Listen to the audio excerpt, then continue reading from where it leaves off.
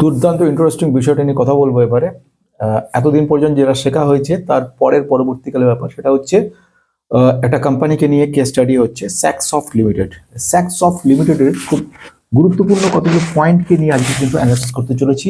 Point of view হচ্ছে cash flow statement. Cash flow হচ্ছে এমনই একটা স্টেটমেন্ট, এমনই একটা ওয়ে, এমন একটা ফান্ডামেন্টাল অ্যানালিসিসের মধ্যে টপ লেভেল যে কাজগুলো হয় তার মধ্যে একটা হচ্ছে ক্যাশ ফ্লো। যে কোনো সময় সেলসকে ধোকা দেওয়া যায়, ব্যালেন্স শিটকে ধোকা দেওয়া যায়, প্রফিট অ্যান্ড লসকে ধোকা দেওয়া, কিন্তু তোমার পকেটে যে টাকাটা আছে ওটাই কিন্তু ধোকা দেওয়া যায় না। দ্যাট মিনস রিয়েল ক্যাশ কি রয়েছে। এখানে দেখতে পাচ্ছি আমরা মার্কেট ক্যাপ রয়েছে 2570 কোটির একটা কোম্পানির কথা বলছি। কোম্পানিটা কিন্তু আইটির ব্যাপারে কাজ করে, শুধু আইটি বলে নয়, পাঁচখানা ইম্পর্টেন্ট যে সেক্টর তার উপরে কাজ করছে। আইটিইএস সিস্টেমে কাজ করছে এবং আরেকটা কাজ করছে কি ফাইন্যান্সিয়ালের উপর কাজকর্ম করছে, আরেকটা কি করছে লজিস্টিক্সের উপর কাজকর্মগুলো করছে। শুধু সেখানে নয়, মেডিকেল সিস্টেম বা হেলথ কেয়ারের উপরেও কিন্তু কাজ করছে। টোটাল মেন কাজ digitalization, cloud computing transformation, old legacy computer to present কম্পিউটারের যে ট্রান্সফরমেশন, এর ওপরে টোটাল কাজকর্ম রয়েছে। আমেরিকার উপর প্রচুর ডিপেন্ডেন্ট রয়েছে, নট অনলি আমেরিকা, ইউরোপের উপরেও বেশ কিছু ডিপেন্ডেন্ট, ইন্ডিয়ার উপর ডিপেন্ডেন্ট। কোম্পানিটার কিন্তু small cap company, potential capital very good, but in that scenario আমাদের বেশ কিছু সন্দেহ তৈরি হয়েছে কোম্পানি সম্পর্কে। সন্দেহগুলো কি কি রয়েছে, খুব ইন্টারেস্টিং এবং খুব সিরিয়াস। সুতরাং আমি এক্সপেক্ট করবো সমস্ত মানুষ যারা ভেরি সিরিয়াস তারাই এখানে পার্টিসিপেট করবে, তারা শিখবে, বুঝবে বা ব্যাপারটাই কাজ করবে। সিরিয়াস কয়েকজন লোক হলে যথেষ্ট। আমি এখানে যে বিষয়গুলো নিয়ে কথা বলেছি, এক নম্বর হচ্ছে নেট প্রফিট 109 কোটি। সাইড কাজ হচ্ছে কি, আমি তিনটে ইম্পর্টেন্ট পয়েন্ট নিয়ে কথা বলেছিলাম। একটা হচ্ছে অপারেটিং অ্যাক্টিভিটি, সেকেন্ড ওয়ান আমি কি বলেছি ইনভেস্টিং অ্যাক্টিভিটি, থার্ড ওয়ান বলেছিলাম ফাইন্যান্সিং অ্যাক্টিভিটি। তিনটে অ্যাক্টিভিটি হয় ক্যাশের ওপরে। ক্যাশ বলতে নেট প্রফিট থেকে বেশ কিছু পয়েন্ট ঢুকে রয়েছে, সেগুলোকে বাদ দেবো, সেগ্রিগেট করবো তিনটে ভাগে ভাগে। কেন করব, আমি একটা কোম্পানি অপারেটিং অ্যাক্টিভিটি কীরকম চলছে, অপারেটিং মানে ট্রানজাকশন কেমন চলছে, ডাইরেক্ট ইনডাইরেক্ট এক্সপেন্সেস কেমন চলছে, তার উপর কোম্পানিটার প্রফিটেবিলিটি কেমন রয়েছে, প্রফিট ফ্রম অপারেশনস কিরকম আসছে, তার উপরে আলটিমেট ক্যালকুলেশন হবে।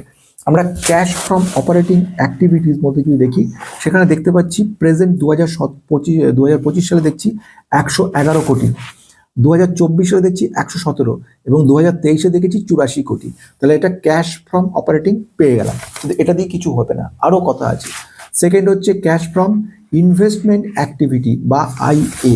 ইনভেস্টমেন্ট অ্যাক্টিভিটির মধ্যে 106 কোটি মাইনাস, আগে যেটা 57 ছিল তার আগে 59 ছিল, মানে ইনভেস্টিং অ্যাক্টিভিটি কিন্তু অনেকটা নেগেটিভ। মাইনাস মানে কনক্লুশন নয়।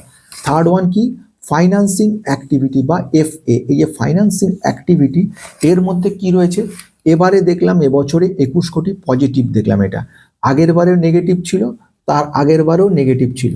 তাহলে এটা খুব ভালো কথা, কিন্তু কোনো কিছু ভালো কথা এখনই শুরু নয়। তার কারণ হচ্ছে আমরা এবারে এটাকে কিন্তু ভাঙতে চলেছি মানে প্রফিট এবারে দেখতে পাচ্ছি আমরা 150 কোটি টাকা পর্যন্ত প্রফিট হয়েছে। আমরা দেখাচ্ছি এখানে প্রফিট ফ্রম অপারেশন দেখাচ্ছে, গত বছর ছিল 141 কোটি টাকা।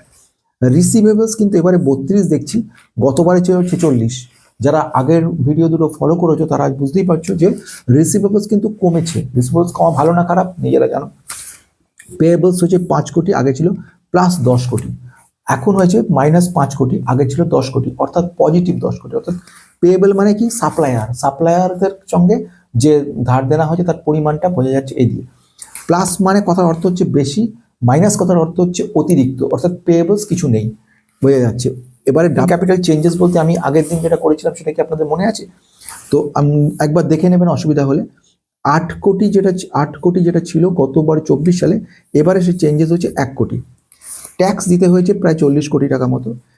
এবারে আসছে কি ইনভেস্টিং অ্যাক্টিভিটির মধ্যে। আগের বারে বলেছিলাম ইনভেস্টিং কি ফিক্সড অ্যাসেট কেনা বেচা হয়েছে। এখানে দেখো ফিক্সড অ্যাসেট বাই করেছে 4 কোটি টাকা, আচ্ছা ইনভেস্টমেন্ট সোল্ড হয়েছে 18 কোটি টাকার, বোঝা গেছে।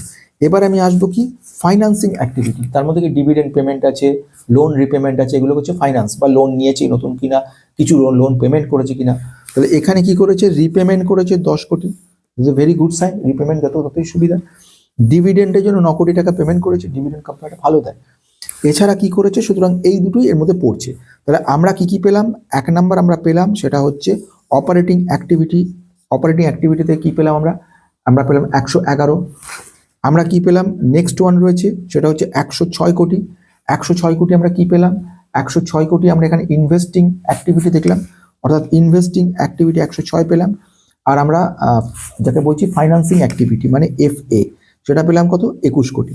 তাহলে সব মিলিয়ে কত হলো, যোগ বিয়োগ করে 26 কোটি টাকা। 26 কোটি টাকা পজিটিভ দেখাচ্ছে, বেশ। তাহলে NCF খুব ভালো রয়েছে, 26 কোটি পজিটিভ। কিন্তু এবারে আসছি অরিজিনাল অ্যানালিসিস পার্ট, যেটা জন্য সবাই উৎসাহিত, কিন্তু এটা আমি করছি মানে সব আমি করে দেবো না, এরপর নিজেরা করবে, নাহলে কিন্তু শেখা জিরো, কিছু শিখতে পারবে না। প্রথম ঘটনার দিকে আমি আসবো, 1 নাম্বার 2 নম্বর। ক্যাশ কিন্তু আসছে না তা কিন্তু নয়, অর্থাৎ ক্যাশ আসছে কিন্তু OCF এর সঙ্গে সমান হচ্ছে না, মানে আমাদের অপারেটিং অ্যাক্টিভিটি থেকে যে পাওয়া যাচ্ছে নেট প্রফিট কিন্তু ইকুয়াল নয়। অর্থাৎ এই মুহূর্তে দেখতে পাচ্ছি কি, আমরা দেখছি নেট প্রফিট 109 কোটি, আর আমাদের কি আসছে অপারেটিং অ্যাক্টিভিটি 111। অর্থাৎ এইখানে আমরা দেখতে পাচ্ছি 111, যেটা কিনা বেটার দেন 109, মানে এটা একটা পজিটিভ পয়েন্ট বলে মনে করে নেওয়া হচ্ছে। অর্থাৎ এই মুহূর্তে অপারেটিং অ্যাক্টিভিটি কিন্তু আমাদের যে নেট প্রফিট তার থেকে বেশি রয়েছে, কিন্তু TTM থেকে কিন্তু কম রয়েছে। যাই হোক, নেক্সট পয়েন্টের দিকে আমি এবারে যাব। রিসিভেবলস কিন্তু এখানে বাড়ছে, এই রিসিভেবলস বাড়াটা কিন্তু নেগেটিভ পয়েন্ট। রিসিভেবল বাড়ছে মানে আমাদের যে ডেটার্স ডে সেটা কিন্তু এই মুহূর্তে 80 রয়েছে, ফলে রিসিভেবলস যদি বাড়তে থাকে সেক্ষেত্রে কিন্তু একটা নেগেটিভিটি থাকে। নেগেটিভিটি বলতে কি, রিসিভেবলস বাড়ছে পড়ছে এরকম বাড়া নয়, প্রতিবারই নেগেটিভ রয়েছে। রিসিভেবলস যত নেগেটিভ থাকে ততটাই খারাপ। গতবারে খুবই খারাপ ছিল, এবছরে তার থেকে একটু কম, কিন্তু স্টিল মাইনাস, মানে রিসিভেবলসটা ভালো পরিমাণে রয়েছে, এটা কিন্তু একটা ব্যাপার। সঙ্গে ডেটাও বেশি রয়েছে, ডেটার্স বেশি থাকাটা খারাপ দেখায়। সুতরাং এই ব্যাপারে একটা স্ট্রেস তৈরি করছে ওয়ার্কিং ক্যাপিটালের ক্ষেত্রে, এবং যেটা আলটিমেটলি ওয়ার্কিং ক্যাপিটাল যে ডেজ মানে WC ডেজ যেটা, সেটা আলটিমেটলি নেগেটিভ করে দিচ্ছে। এটা কিন্তু একটা নেগেটিভ পয়েন্ট দেখাচ্ছে। অর্থাৎ বিজনেস চলছে ভালো, রিয়েল বিজনেস, গুড বিজনেস চলছে, কিন্তু যে ক্যাশ জেনারেট করছে যেটা, সেটা কিন্তু কিছুটা হলেও কম হচ্ছে। মানে আমি বলবো ক্যাশ কনভার্সন সাইকেল, মানে ক্যাশটা যে সেলস টু ক্যাশ যে কনভার্সন হচ্ছে, সেটা কিন্তু ক্যাশ এফিসিয়েন্সি বোঝায়, সে এফিসিয়েন্সিটা কিন্তু উইকেন দেখতে পাচ্ছি, মানে দুর্বলতা খুঁজে পাওয়া যাচ্ছে ক্যাশ কনভার্সনে, অর্থাৎ ক্যাশ খুব কুইকলি কনভার্ট হচ্ছে না। 2 নম্বরের ক্ষেত্রে আমি বলবো কি, এছাড়া 3 নম্বর ক্ষেত্রে সেটা হচ্ছে ওয়ার্কিং ক্যাপিটাল। ওয়ার্কিং ক্যাপিটালের ক্ষেত্রে কিন্তু রেড ফ্ল্যাগ রয়েছে। রেড ফ্ল্যাগ বলতে ডেটার্স ডে সমানে বেড়ে যাচ্ছে, ডেটার্স ডে 64 ছিল, 78, তার থেকে 80 এরকমভাবে বাড়ছে, এটা কিন্তু একটা নেগেটিভিটি তৈরি করে। মানে ক্যাশ কনভার্সন সাইকেলটা বাড়ছে, ওয়ার্কিং ক্যাপিটাল ডে যেটা, সেটা কিন্তু প্রায় বেড়েছে, 17 বেড়েছে, আগে যেটা মাইনাস ছিল। আচ্ছা, সেলস আবার বাড়ছে, সেলস আর গ্রোয়িং, সো এটা একটা পজিটিভ ব্যাপার, কিন্তু ক্যাশ তুলনামূলকভাবে কম আসছে, এটা একটা নেগেটিভ কনফিউশন তৈরি করছে। আচ্ছা, কোম্পানি যে ফান্ডগুলো তৈরি করেছে, কোম্পানি যে ফান্ডিং করছে সমস্ত বা অন্য ক্লায়েন্টের ক্ষেত্রে, সেগুলো কিন্তু সেই ক্যাশ জেনারেট সেইভাবে করছে না, ফলে এখানে একটা কিন্তু উইকনেস আমরা আলটিমেটলি দেখতে পাচ্ছি।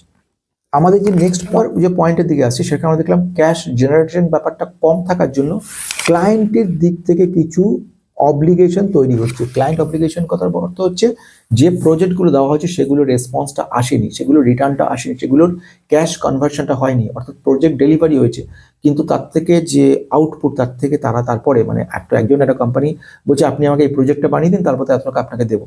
তো প্রজেক্টটা টোটালি কমপ্লিট হয়ে গেছে, কিন্তু তারপরেও রিটার্নটা আসেনি।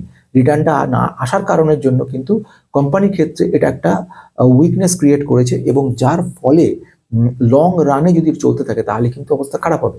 মানে একটা ঘটনা ঠিক, খাতায় কলমে প্রফিট যতই দেখাক, ক্যাশ কিন্তু কমে আসছে। যদি কোনো IT কোম্পানির ক্ষেত্রে স্পেশালি যেগুলো হয়ে থাকে, ক্যাশ যদি কমতে থাকে, তার একটা সুদূর প্রসারী ফল, এবং পরবর্তীকালে পুরো কোম্পানি ড্রাইড হয়ে যেতে পারে। ড্রাইড হওয়া অর্থ হচ্ছে শুকিয়ে যেতে পারে, পুরো শুকনো।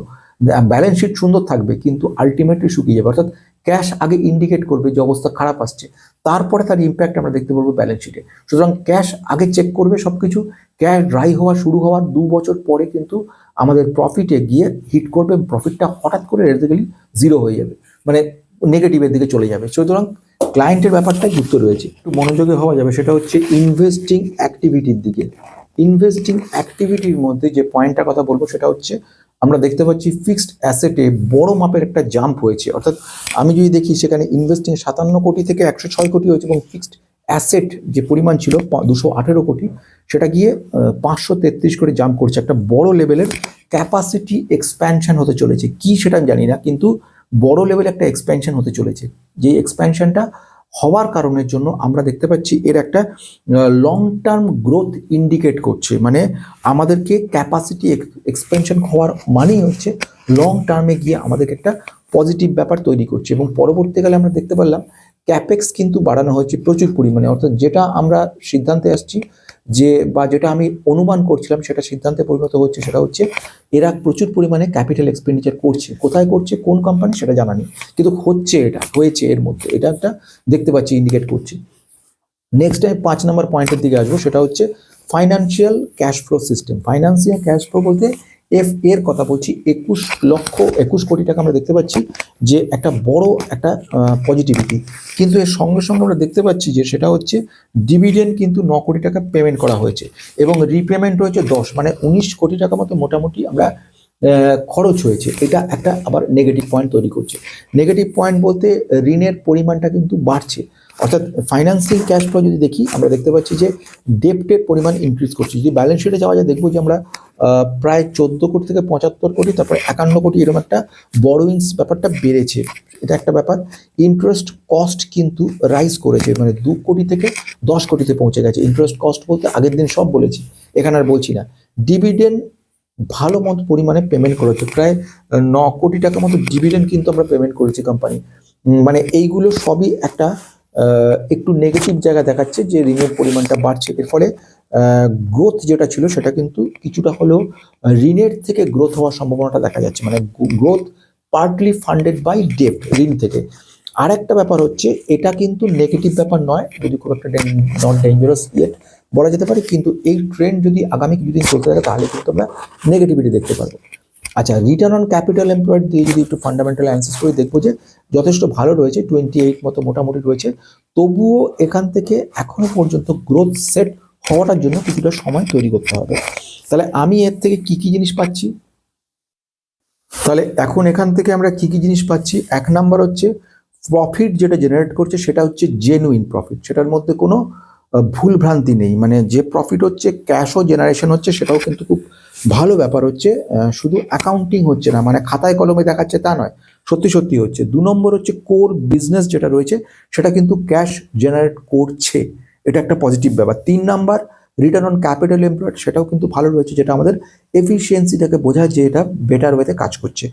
এরপরে 4 নাম্বার বলবো এক্সপ্যানশন চলছে কন্টিনিউ, এইগুলো সব হচ্ছে পজিটিভ পয়েন্টগুলো।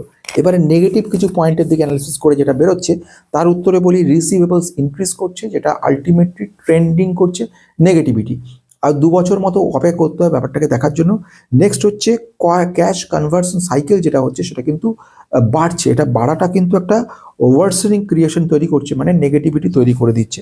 নেক্সট থার্ড পয়েন্ট যেটা বলবো ডেপ্ট রাইজিং হচ্ছে, ঋণের পরিমাণটা বাড়ছে, আলটিমেটলি তার একটা ইম্প্যাক্ট পড়ছে। 4 নাম্বার পয়েন্ট বলবো ওসিএফ কিন্তু কনসিস্টেন্ট নয়, মানে আমরা যেটা বলছিলাম অপারেটিং অ্যাক্টিভিটি বা অপারেটিং ক্যাশ ফ্লো যেটা রয়েছে সেই ব্যাপারটা কিন্তু কনসিস্টেন্টলি নয়, এবং সবসময়তে যে প্রফিটকে বিট করছে এটাও নয়, মানে এটা কনস্ট্যান্টলি যদি প্রফিটকে ছাড়িয়ে বেরোতো 1 বছর ছাড়া তাহলে আমরা নিশ্চিন্ত থাকতাম ব্যাপারটা, কিন্তু সেই জায়গাটা এখানে হচ্ছে না। আর ফাইনাল যদি ভিউতে আসি একদম লাস্ট জায়গায়, যদি লং টার্ম ইনভেস্টর হয়ে থাকে সেক্ষেত্রে কিন্তু এটাকে হোল্ড করা যেতে পারে, তখনই যখন একমাত্র ডেটার্স ডেটা স্টেবিলাইজ থাকবে অথবা কমে আসবে, নাম্বার 1। নাম্বার 2, ওসিএফ যেটা থাকছে সেই অপারেটিং অ্যাক্টিভিটি, মানে অপারেটিং ক্যাশ ফ্লো, যেটা অপারেটিং মানে cash flow from operating activity বা ওসিএফ, সেটা যেন সবসময় নেট প্রফিটের থেকে যদি কয়েকটা নেক্সট 2 বছরের মধ্যে অ্যাবোভ হতে থাকে কনস্ট্যান্ট, যেমন এবারে দেখলাম, তাহলে কিন্তু একটা পজিটিভিটি দেখলাম। 3 নাম্বার একটা কথা বলবো, এখন এই মুহূর্তে কোনো রকম ফ্রেশ এন্ট্রি করা যাবে না যতক্ষণ ভ্যালুয়েশনটা একটা আন্ডার কন্ট্রোলে না আসছে, অর্থাৎ নেক্সট 1 ইয়ারের জন্য আমরা ওয়েট করব ইমপ্রুভড ক্যাশ ফ্লো ডাইভার্সিফিকেশন দেখার জন্য এবং ডেপ্ট স্টেবিলাইজেশন ব্যাপার দেখতে পারবো। সবচেয়ে বড় ব্যাপার হচ্ছে এই আইটি কোম্পানিগুলোর ক্ষেত্রে, এই কোম্পানিগুলো কিন্তু আস্তে আস্তে মারা যায় যদি এরা আলটিমেটলি ওয়ার্কিং ক্যাপিটাল স্ট্রেস যদি না কমানো যায়। আমি ব্যাপারটাকে ঘুরিয়ে বলছি, বহু আইটি কোম্পানি দেখা গেছে মুছে গেছে মার্কেট থেকে, এবং তার পেছনে কিন্তু accounting, balance sheet, profit and loss appropriation এগুলো দায়ী নয়, ক্যাশ ফ্লো দায়ী। অর্থাৎ বহু আইটি কোম্পানি যেগুলো আস্তে আস্তে মারা যায় যদি না এই ধরনের কাজগুলোকে আমরা করি, যেরকম ক্যাশ ফ্লোর কোনো একটা কনসিস্টেন্সি পজিটিভিটি না আসে। তো এইটা আমাদের কাছে কিন্তু দেখতে হবে। যে লাস্ট লাইনে কনক্লুশন নেই, স্যাকসফটের প্রফিট কিন্তু আসল, কিন্তু ক্যাশ আসতে দেরি হচ্ছে। এবং যেটা একটা ব্যাপার সেটা হচ্ছে যে ভবিষ্যতের দিকে কিন্তু খুব সিরিয়াসভাবে নজর রাখতে হবে। এবং এক্সিট পলিসি তখন হবে যদি আগামী 2 বছর ধরে ওসিএফ এর থেকে নেট প্রফিট যদি কনস্ট্যান্টলি ওসিএফ কম হয় নেট প্রফিটের থেকে, তাহলে একটা এক্সিট অবস্থির সৃষ্টি হবে। সেকেন্ড ওয়ান আমরা দেখতে পারবো সেটা হচ্ছে যদি ঋণের পরিমাণ কনস্ট্যান্টলি আরো বাড়তে থাকে, সেক্ষেত্রে আমরা এক্সিট হওয়ার একটা সিচুয়েশন তৈরি হবে। তোমাদের কেমন লাগলো ব্যাপারটা, তোমরা নিজেরা কি চিন্তা ভাবনা করছো সেটা জানিয়ে দেবে।